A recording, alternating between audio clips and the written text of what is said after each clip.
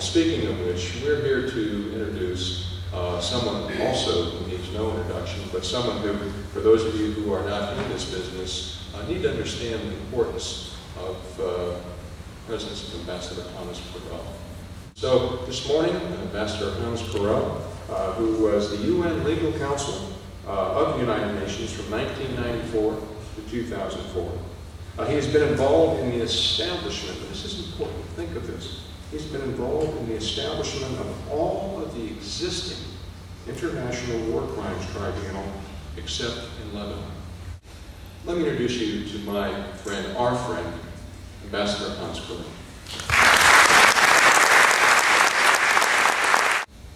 I can agree with the present UN Legal Counsel, Patricia O'Brien, when she says, I quote, "For several decades, the voices of victims who suffered unimaginable atrocities went unheard as the international community struggled to build upon the legacy of the Nuremberg and Tokyo tribunals. The tide has finally turned.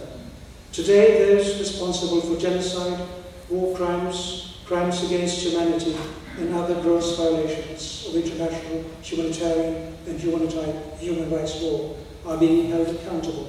Heads of state and senior officials can no longer hide from justice." End of quote.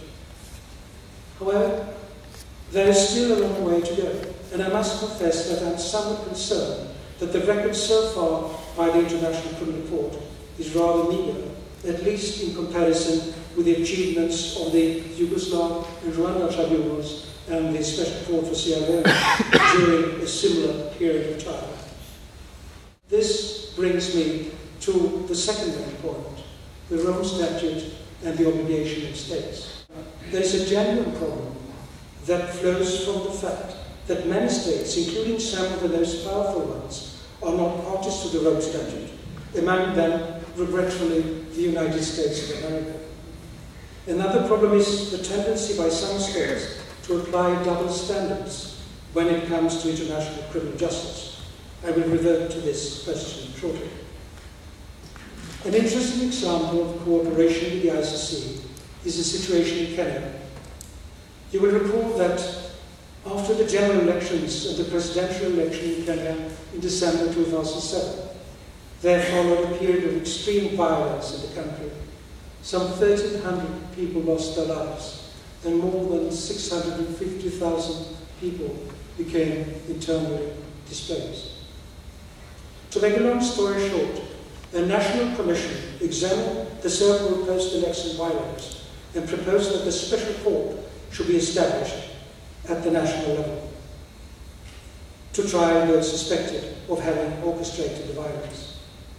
When a proposal to this effect had been defeated twice in the National Assembly, representatives of the government of Kenya visited the ICC prosecutor to seek assistance. Eventually, this led the prosecutor to seek proprio motu indictment of 6 persons for crimes against humanity. The pre-trial chamber came to the conclusion that the cases against 4 of these could proceed before the ICC, and these rulings were confirmed by the appeals chamber.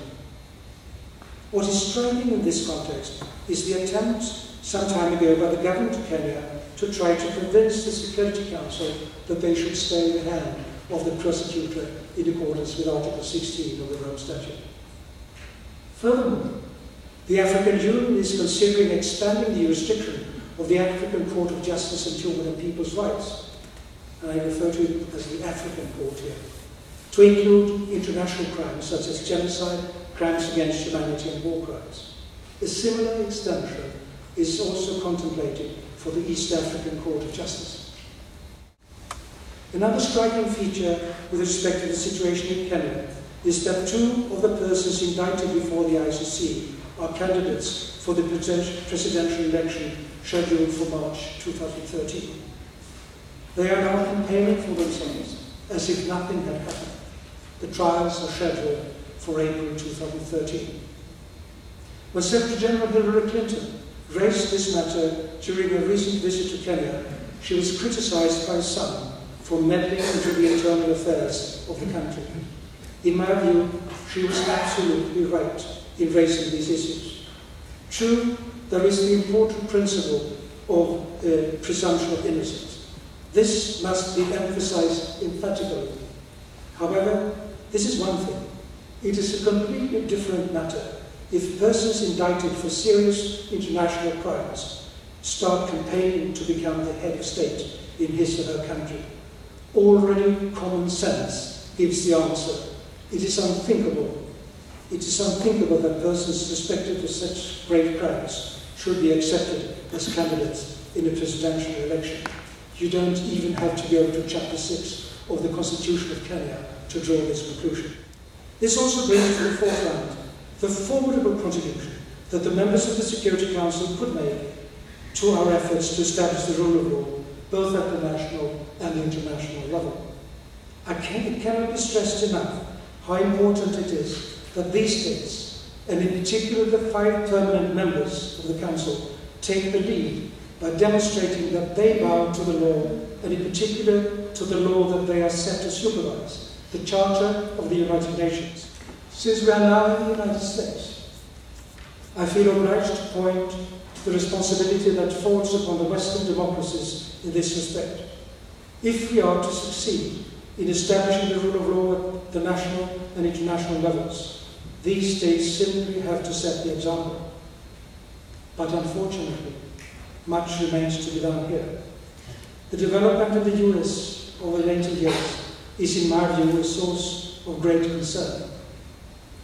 The latest newsletter from the American Society of International Law, the president of the society, Donald Donovan, presents a very interesting analysis of the United States' relationship to international law.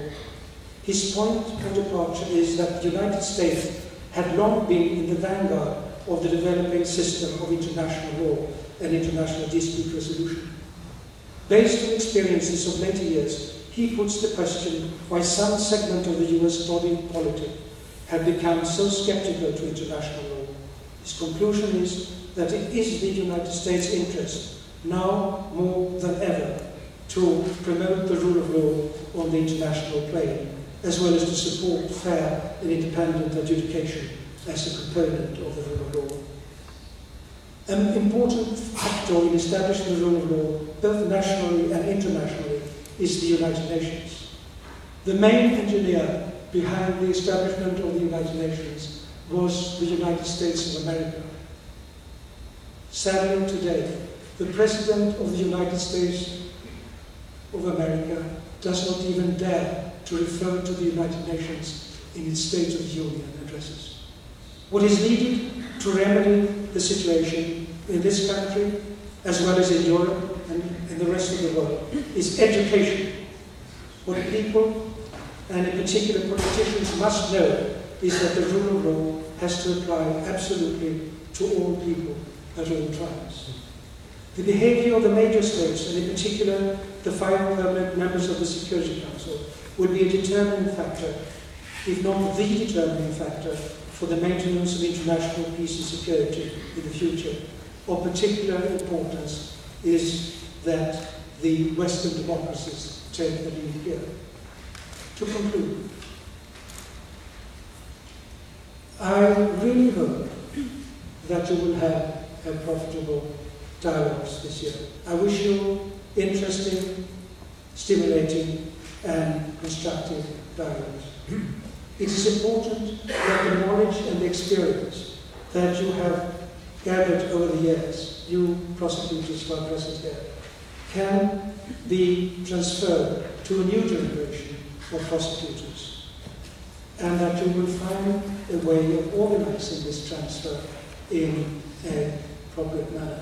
And I know that this is on your minds at present. Because if you can do so, you will be able to carry on and hand over a message to coming generation in the service of humankind. Thank you for your attention.